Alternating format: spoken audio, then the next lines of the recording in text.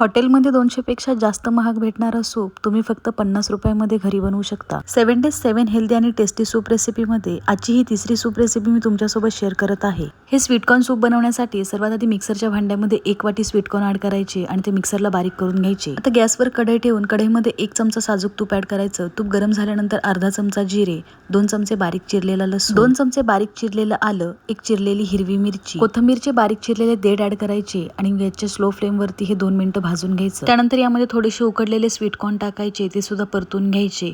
मिक्सरला जे स्वीटकॉर्न बारीक केलेले होते त्यामध्ये पाणी ऍड करायचं आणि त्याचं मिश्रण याच्यामध्ये टाकायचं। सूपला उकळी आल्यानंतर हा जो फेस आलेला आहे तो काढून टाकायचा। त्यानंतर 1 चमचा मिरी पावडर ऍड करायची, चवीनुसार मीठ टाकायचं। 4 चमचे पाण्यामध्ये 1 चमचा कॉर्नफ्लॉवरचं पीठ टाकायचं, ते मिक्स करायचं आणि ते मिश्रण याच्यामध्ये टाकायचं। अर्धा लिंबू पिळायचा, सर्व चांगलं मिक्स करायचं। अशा प्रकारे हेल्दी आणि टेस्टी स्वीटकॉर्न सूप तयार आहे। रेसिपी नक्की करा आणि अशाच रेसिपीसाठी मोनिकाज किचन चॅनलला फॉलो करा।